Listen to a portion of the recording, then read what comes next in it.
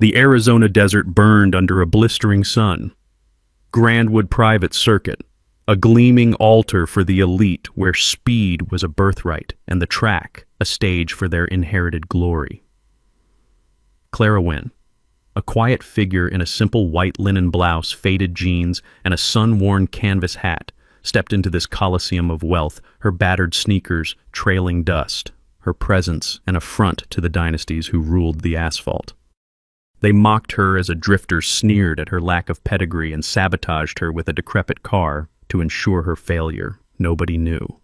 The woman they dismissed was the youngest Le Mans champion and Grandwood's secret owner, until her Aston Martin Vulcan roared onto the track, silenced the pit lane, and buried their arrogance in the desert dust. Grandwood Private Circuit sprawled across the Arizona desert like a mirage of opulence. Its asphalt curves and gleaming grandstands, a private playground for America's old money dynasties where the roar of engines was a symphony of privilege. The air shimmered with heat, thick with the scent of high-octane fuel and the smug murmurs of the elite, their tailored racing suits and diamond-studded watches a testament to their self-anointed nobility. Clara Wynne, a solitary figure in a simple white linen blouse, faded jeans, and a sun-worn canvas hat, shielding half her face, stepped onto this hallowed ground, her battered sneakers scuffing the concrete, her lack of invitation, a silent rebellion. The circuit, with its cutting-edge pit lanes, digital timing screens, and rows of supercars, Bugattis, Koenigsegg's, Aston Martins, was a sanctuary for the privileged, where racing was less about skill than status. At the main gate, a security guard barely glanced up, his voice a venomous snap that cut through the desert's hum. No walk-ins. This isn't a public freeway rest stop. He sneered, his mirrored sunglasses reflecting Clara's unassuming frame, his smirk dismissing her as discarded as the sand swirling at his feet. Clara's gaze, steady and unyielding, met his without a word, her silence a wall that only fueled his arrogance. She stepped forward, her canvas hat casting a shadow, the audience's blood boiling at the vicious public rejection that marked her as an intruder in their gilded fortress. The pit lane loomed ahead, its polished concrete a gateway to a world that mocked her presence. The cameras set up for the circuit's exclusive live stream, zooming in on her faded jeans, framing them as evidence of her unworthiness. The crowd, a mix of trust fund racers, corporate heirs, and socialite spectators, sized her up with sneers, their whispers a mocking rhythm that echoed across the sun-scorched tarmac. Clara's stride, deliberate and unyielding, carried her toward the pit lane, but her lack of entourage or pedigree made her invisible to the elite who ruled Grandwood. As Clara lingered near the pit lane's fueling station, observing the mechanic's precision, a group of elite car collectors, their tailored racing jackets adorned with vintage Ferrari pins, converged around her, their laughter a venomous shroud that drowned out the clatter of tools.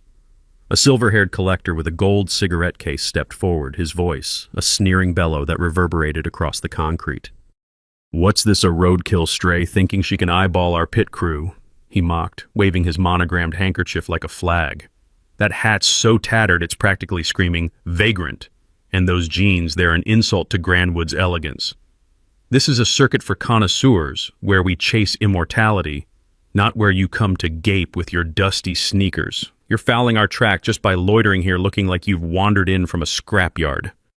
Why don't you limp back to whatever ditch you call home before you taint our crew with your grubby stare?" The collectors roared, some tossing used spark plugs at her feet, their taunts a relentless barrage that echoed through the pit lane. A hedge fund magnate in a silk ascot smirked his nod, fueling their cruelty, as the live stream camera zoomed in on Clara's sun-worn hat, framing it as proof of her inadequacy. Clara observed the mechanics, her posture rigid, her face an unreadable mask, her silence a shield against their venom, but the weight of their scorn pressed like a physical force, the audience's rage surging at the orchestrated public shaming that targeted her curiosity and socioeconomic status. The humiliation began at the gate where Clara stood under the desert's punishing glare, the security team's disdain a palpable force that sought to banish her from their sacred circuit. A second guard, his badge glinting, joined the first, his voice a sneering drawl that carried over the hum of idling engines. "What's this, a lost tourist thinking she can crash our Grand Prix?" he mocked, waving his clipboard like a scepter. "That hat's so worn it's screaming, 'Hobo!' And those jeans. They're an insult to Grandwood's class. This is a racetrack for kings, not where you come to gawk with your thrift store getup. You're lucky we don't charge you for dirtying our concrete. Go back to whatever trailer park you crawled out of before you ruin our day." The spectators nearby erupted in laughter, their smartphones flashing as they recorded their jeers, a storm that humiliated Clara in front of the arriving elite hashtags, #DesertDrifter, trending within minutes. The guards pressed on their smirks guillotines, one tossing a crumpled visitor's pass at her feet. "Pick it up and leave, sweetheart. You're not even worth the paperwork." Clara stood motionless, her canvas hat shielding her eyes, her face an unreadable mask, her silence a coiled spring that only fueled their arrogance. The audience's rage boiling over at the vicious public execution of her dignity that marked her as an outcast in their opulent domain. Near the pit lane where supercars gleamed like polished jewels, Clara's arrival drew the attention of Vanessa Roswell, heiress to the Roswell dynasty and queen of Grandwood's social circle, her diamond-studded racing gloves and tailored jumpsuit a stark contrast to Clara's linen blouse. Vanessa strutted forward, her entourage trailing like a royal court, her voice a venomous lilt that silenced the pit's bustle. "Ma'am, this isn't a truck show," she sneered, her eyes raking over Clara's sneakers. "You might find more excitement watching cheap freeway traffic back in your neighborhood. That blouse is so drab it's screaming laundry day. And that hat. It's an insult to this circuit. This is Grandwood, where we race for glory, not where you come to loiter with your sad little dreams. Honestly, it's almost pathetic you thought you could stand among us." "Why don't you shuffle back to whatever gas station you call home before you embarrass yourself further?" The pit crew cackled their cheers, a storm that humiliated Clara in front of the mechanics, some tossing used rags at her feet, their hashtags #PitLane, peasant surging. Vanessa's smirk was a blade, her voice a whip that lashed at Clara's ambition, the cameras capturing her dust-streaked jeans amplifying the moment to the livestream. Clara stood still, her hat casting a shadow, her face impassive, her silence louder than their jeers. The audience's fury erupting at the brazen public assault that aimed to crush her spirit.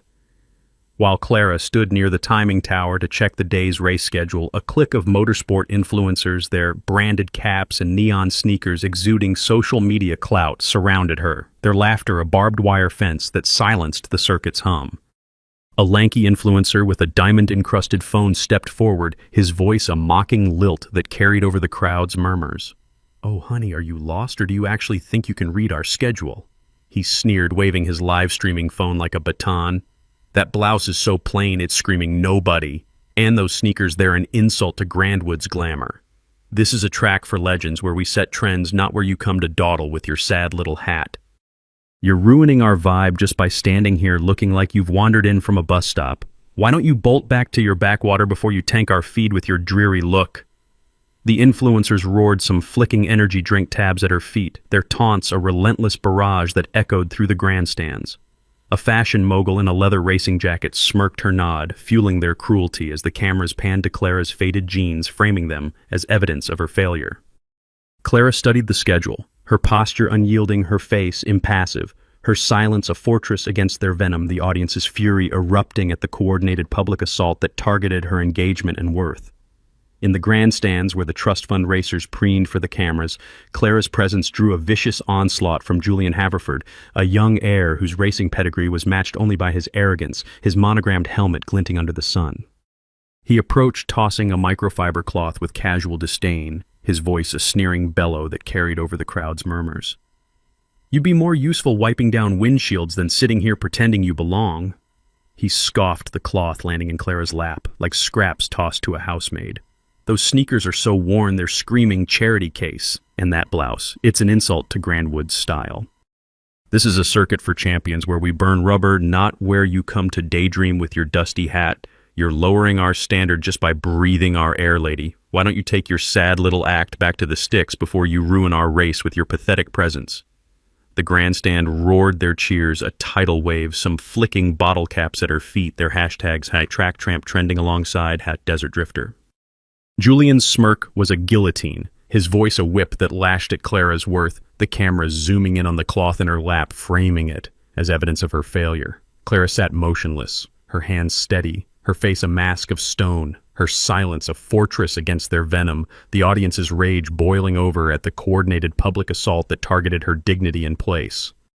As Clara approached the paddock area to inspect the safety barriers, a group of racing team sponsors, their bespoke suits and gold cufflinks flashing under the desert sun, intercepted her, their laughter a venomous chorus that silenced the pit's bustle.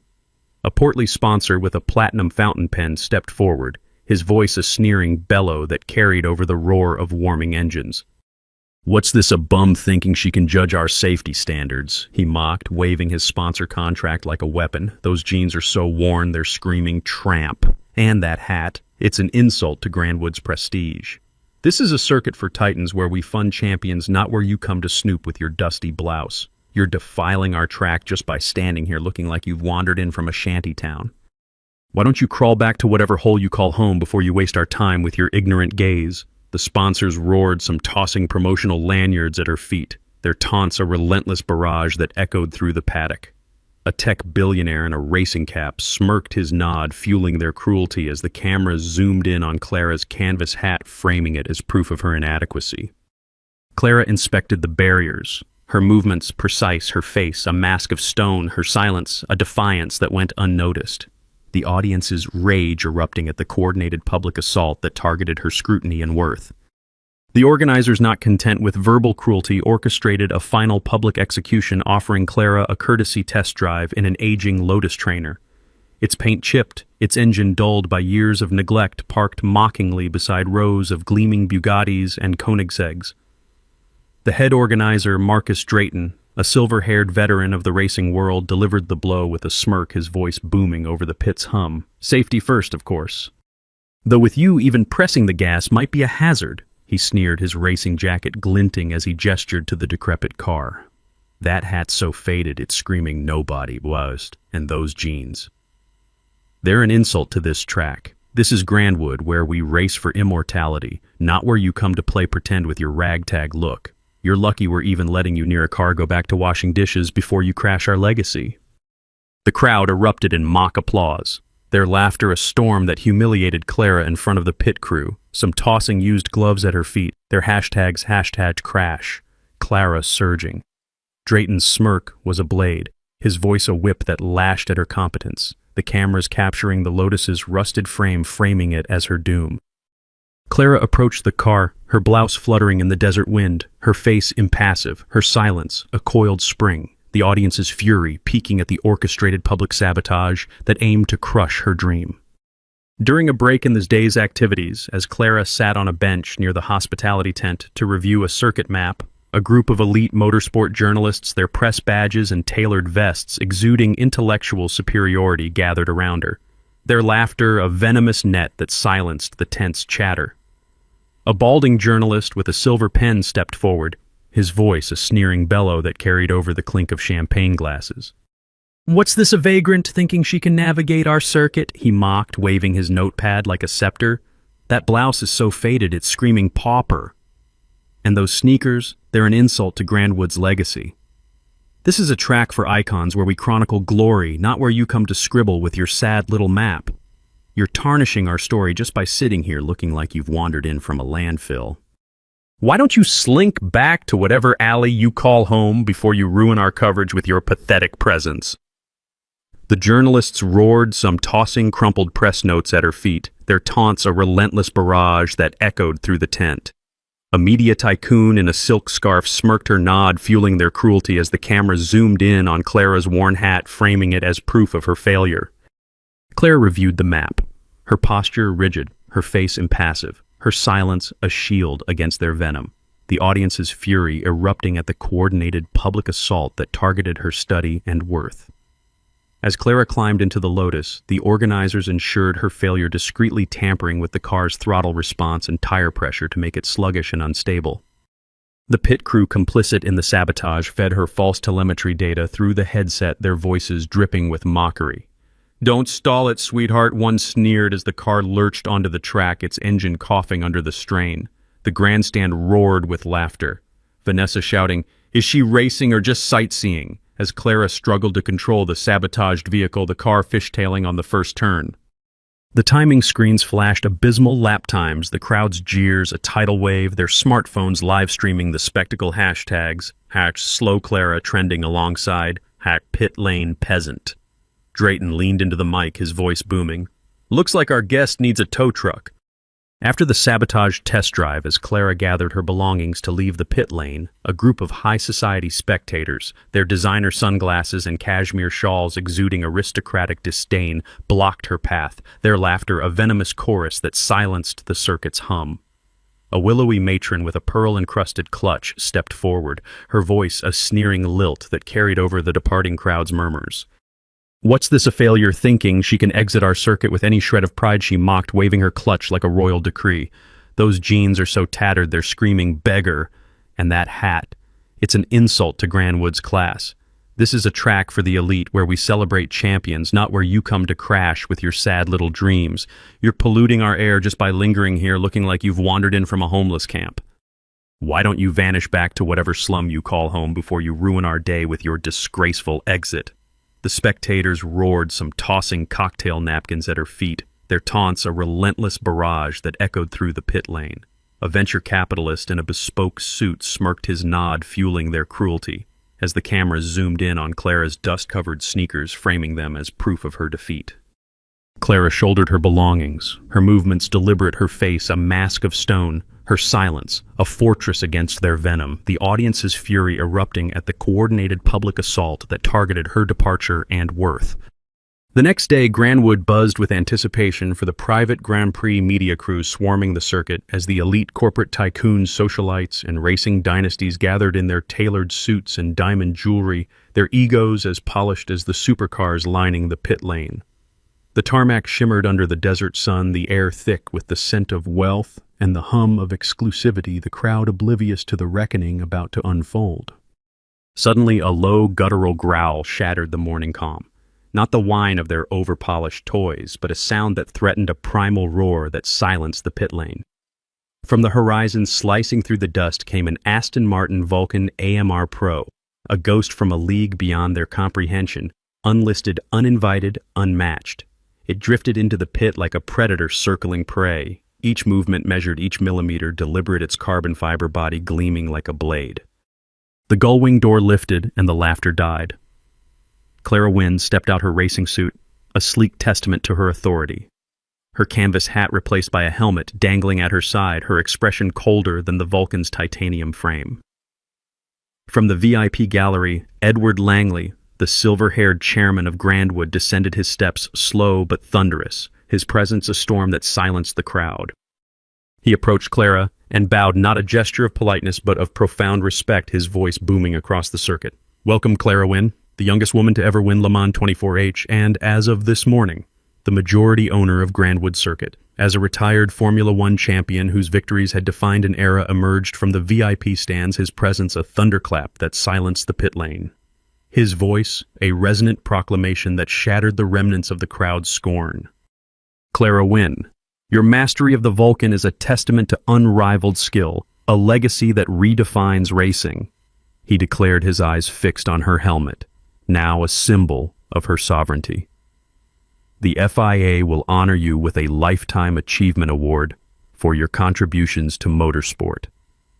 The cameras swept across Clara's unflinching gaze, her faded jeans now a relic of her triumph, her arrival a defiant rebuke to the sabotage that had sought to erase her. The audience's satisfaction surged, their rage at the initial cruelty transformed into awe at the champion's tribute, each word a lash against the antagonist's pride. Vanessa Roswell, her diamond gloves trembling, stood frozen, her socialite empire crumbling as social media erupted with #Vulcan Queen, drowning her #Desert Drifter hashtags. The press, their pens a blur, framed Clara as the silent racer, her skill a supernova that outshone their betrayal, the air thick with the weight of her triumph and their disgrace. The racers who'd jeered sat in stunned silence, their monogrammed helmets relics of their failure, their influence erased by Clara's brilliance. The circuit's pit lane, once a stage for scorn, now framed her victory, each award a testament to her enduring dignity. The champion's pledge to coach her academy's students sealed the antagonist's humiliation, their legacy reduced to a footnote, the audience's hearts pounding with pride at her ascent.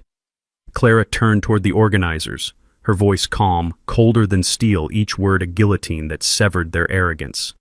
I once funded this circuit to open doors for real racers, for passion, for grit. But you turned it into a catwalk for bank statements, she declared, her eyes locking onto Drayton's trembling frame, her racing suit a mantle of unassailable authority. She produced a list, simple and final, her voice steady. Effective immediately, those who disrespected this track and me are permanently banned from Grandwood. You won't step a single foot beyond these gates again. The crowd gasped, the cameras capturing every second, the audience's satisfaction soaring as Vanessa's face collapsed, her diamond gloves trembling, her socialite empire crumbling under the weight of her shame. To Julian, Clara's gaze was a blade, her words a verdict. True speed isn't measured by the car's price tag. It's in something you'll never understand. With a renowned automotive designer whose creations had shaped the supercar era, stepped forward from the media scrum, her presence a storm that silenced the crowd's gasps, her voice a resonant decree that obliterated the last echoes of Vanessa's scorn. Clara Wynne, your command of the Vulcan is a masterwork of precision, a feat that will inspire the future of automotive design, she declared, her eyes locked on Clara's racing suit, now a mantle of unassailable authority. Aston Martin will dedicate a performance lab in your name to innovate racing technology. The cameras captured Clara's serene expression, her canvas hat now a relic of her triumph, her drift into the pit, a relentless assault on the mockery that had sought to erase her. The audience's satisfaction soared, their fury at the sabotage transformed into reverence at the designer's pledge, each word a guillotine slicing through the antagonist's arrogance. Julian Haverford, his helmet trembling, stood trembling, his racing pedigree obliterated as social media buried his #TrackTramp hashtags under #Grandwood Reborn Trends. The press, their headlines blazing, framed Clara as the silent racer, her skill a radiant force that outshone their cruelty, the air thick with the weight of her triumph and their disgrace. The pit crew who'd sabotaged her stood silent, their tools abandoned, their clout erased by Clara's brilliance. The circuit's grandstands framed her victory, each lab a testament to her enduring dignity. The designer's commitment to partner with Clara's academy sealed the antagonist's humiliation, their legacy reduced to ash, the audience's heart swelling with pride at her coronation. Before the press, she revealed a dossier of financial records, her voice unwavering. Grandwood's mismanagement ends now. I've acquired all outstanding debts effective immediately. The banning orders were signed on the pit lane, Vanessa and Julian expelled on the spot, their dynasties powerless against Clara's command. As a legendary motorsport journalist whose columns had chronicled racing's golden age emerged from the press box, his presence a thunderclap that silenced the circuit, his voice a resonant proclamation that shattered the last vestiges of Julian's scorn. Clara Wynne, your Vulcan's drift is a chapter in racing history, a testament to the unsung heroes who conquer the track. He declared, his eyes fixed on Clara's helmet, now a sacred artifact of her triumph. The International Motorsport Hall of Fame will dedicate a wing to your Le Mans legacy. The cameras swept across Clara's unflinching gaze, her sneakers now a badge of her victory, her arrival a defiant rebuke to the sabotage that had sought to break her. The audience's satisfaction surged, their rage at the initial cruelty transformed into awe at the journalist's pledge, each word a lash against the antagonist's pride. The motorsport influencers who'd mocked her stood trembling, their branded caps now relics of their failure, their Slow Clara hashtags buried under Vulcan Queen trends that dominated global feeds. The press, their reports blazing, framed Clara as the silent racer, her skill a radiant force that outshone their betrayal, the air thick with the weight of her triumph and their disgrace. The spectators who'd tossed napkins sat in stunned silence, their clout erased by Clara's brilliance. The circuit's tarmac framed her victory, each wing a testament to her enduring dignity. The journalist's vow to feature Clara's story in a definitive anthology sealed the antagonist's humiliation, their legacy reduced to a cautionary tale, the audience's hearts pounding with pride at her ascent. The media erupted their footage of Clara stepping from the Vulcan, going viral within hours, the audience's hearts pounding with pride at her surgical vengeance. With a global racing safety advocate whose protocols had saved countless lives emerged from the VIP stands, her presence a storm that silenced the circuit, her voice a resonant decree that obliterated the last echoes of Drayton's scorn. Clara Wynne, your precision in the Vulcan sets a new standard for racing safety, a legacy that will protect drivers worldwide. She declared, her eyes fixed on Clara's racing suit, now a mantle of unassailable majesty. The FIA Safety Commission will establish an award in your name to honor exceptional racers. The cameras captured Clara's serene expression, her jeans a relic of her triumph, her drift a relentless assault on the mockery that had sought to erase her. The audience's satisfaction soared, their fury at the sabotage transformed into reverence at the advocate's pledge, each word a guillotine slicing through the antagonist's arrogance. The racing team sponsors who'd jeered stood trembling, their bespoke suits, now relics of their failure, their hat pit lane peasant hashtags buried under hashtag Grandwood reborn trends that swept social media. The press, their headlines blazing, framed Clara as the silent racer, her skill a radiant force that outshone their cruelty, the air thick with the weight of her triumph and their disgrace. The pit crew who'd sabotaged her stood silent, their clout erased by Clara's brilliance. The circuit's grandstands framed her victory, each award a testament to her enduring dignity. The advocate's commitment to integrate Clara's safety insights into global standards sealed the antagonist's humiliation, their legacy reduced to ash, the audience's heart swelling with pride at her coronation. The fallout was cataclysmic, Grandwood's culture of elitism shattered under Clara's iron will. She didn't merely own the circuit, she transformed it into a merit-based racing academy for underprivileged youth free of charge, where the track belonged to those who earned it, not those who bought it. The racers who'd mocked her were blacklisted, their licenses revoked, their social media accounts drowned in condemnation, their hashtag Crash Clara hashtags replaced by hashtag Grandwood Reborn. Vanessa's expulsion became a national scandal, her family's influence a fading echo, her gloves a relic of her disgrace. Drayton's career was obliterated, his name erased from racing circles, his jacket a forgotten artifact. The press uncovered Clara's past, a prodigy who'd risen from nothing to conquer Le Mans, her victories earned through sheer grit, her anonymity a choice to honor the unsung. They called her the silent racer, her blouse and jeans now symbols of untouchable authority. Other circuits sent her invitations begging for partnerships, but she declined, her silence as powerful as her Vulcan's roar. As a legendary race engineer whose innovations had powered Le Mans victories stepped forward from the throng, his presence a final blow to the antagonist's pride, his voice a resonant proclamation that silenced the desert's hum. Clara Wynne, your mastery of the Vulcan is a beacon for every racer who dares to dream. He declared, his eyes fixed on Clara's helmet, now a symbol of her triumph. The Society of Automotive Engineers will name its highest honor after you, celebrating excellence in racing engineering. The cameras followed Clara's serene silhouette, her blouse a relic of her victory, her drift a legend that would outlive the track. The audience's satisfaction surged, their rage at the initial cruelty transformed into reverence at the engineer's pledge, each word a lash against the antagonist's pride. The high society spectators who'd tossed napkins stood trembling, their cashmere shawls irrelevant, their hashtag Crash Clara hashtags buried under hashtag Vulcan Queen trends that dominated global feeds. The press, their headlines blazing, framed Clara as the silent racer, her skill a radiant force that outshone their betrayal, the air thick with the weight of her triumph and their disgrace. The influencers and sponsors sat in stunned silence, their clout extinguished by Clara's brilliance. The audience who'd jeered her were left to grapple with their shame, their status erased their clout, a fading echo. Clara's victory wasn't just ownership, it was a reckoning etched into Grandwood's history, a reminder that the simplest woman could wield the deadliest speed, the audience's hearts pounding with pride. Grandwood's transformation was seismic, its pit lanes now a beacon for dreamers who'd been denied the track. Clara's academy trained racers with the precision of her Le Mans, runs her instructors handpicked for skill, their respect for her, absolute their eyes on the asphalt where she'd silenced the elite. The circuit's supercars, once toys for the rich, now serve the determined, the media documenting every lap as a testament to her vision. The corporate tycoons who'd scoffed were ostracized, their invitations to elite events revoked, their influence meaningless against Clara's reach.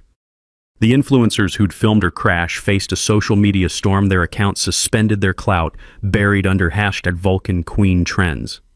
Clara's closing statement, delivered to a global audience, echoed like a turbocharged roar. "I didn't come here for applause. I came to remind you whose track you're standing on." The press framed her as a legend, her Vulcan's drift a symbol of justice, her academy a revolution that redefined racing.